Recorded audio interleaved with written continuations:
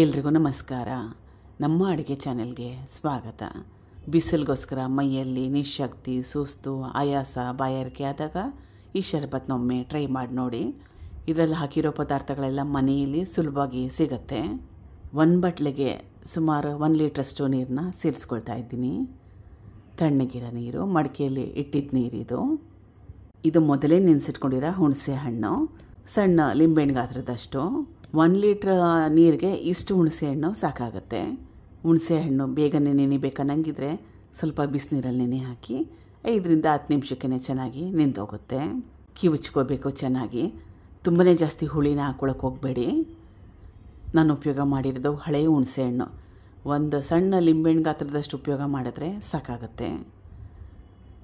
ಹುಣಸೆ ಹಣ್ಣು ಕಿವುಚಿಟ್ಕೊಂಡಿದ್ನಲ್ಲ, ಅದನ್ನು ಶೋಧಿಸ್ಕೊಳ್ತಾ ಇದ್ದೀನಿ. ಚಾಟ್ ಮಸಾಲ ಸಣ್ಣ ಚಮಚದಲ್ಲಿ 1 ಚಮಚದಷ್ಟು. ಇದು ಜೀರಿಗೆನ ಹುರಿದು ಪುಡಿ ಮಾಡಿಟ್ಕೊಂಡಿರೋದು, ಸಣ್ಣ ಚಮಚದಲ್ಲಿ 1 ಚಮಚದಷ್ಟು.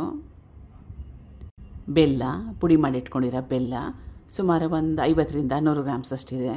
ಸಿಹಿನ ನಿಮ್ಮ ಇಷ್ಟದ ಪ್ರಕಾರ ಕೂಡ ಹಾಕ್ಕೋಬೋದು. ಬೆಲ್ಲ ಇಷ್ಟ ಇಲ್ಲ ಅಂದರೆ ಸಕ್ಕರೆ ಉಪಯೋಗ ಮಾಡ್ಬೋದು, ಆದರೆ ಬೆಲ್ಲನ ಉಪಯೋಗ ಮಾಡಿ ಮೈಗೆ ಒಳ್ಳೆಯದು. ಸ್ವಲ್ಪ ಉಪ್ಪು, ಮನೆಯಲ್ಲಿ ಬ್ಲ್ಯಾಕ್ ಸಾಲ್ಟ್ ಕಾಲ ನಮಕ್ಕಿದ್ರೆ ಅದನ್ನು ಕೂಡ ಉಪಯೋಗ ಮಾಡ್ಬೋದು. ನಾನು ರೆಗ್ಯುಲರ್ ಆಗಿರೋ ಉಪ್ಪನ್ನೇ ಉಪಯೋಗ ಮಾಡ್ತಾಯಿದ್ದೀನಿ. ಚೆನ್ನಾಗಿ ಕಲಿಸ್ಕೋಬೇಕು.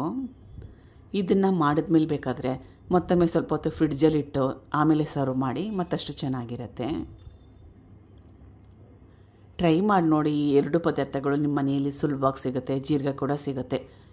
ಚಾಟ್ ಮಸಾಲ ಮನೇಲಿಲ್ಲ ಅಂದರೆ ಸ್ಕಿಪ್ ಮಾಡಿದ್ರೂ ಕೂಡ ಪರವಾಗಿಲ್ಲ. ಇಷ್ಟ ಇದೆ, ಇದ್ರ ಜೊತೆಗೆ 1-2 ಎಲೆ ಪುದೀನ ಕೂಡ ಹಾಕ್ಕೋಬೋದು.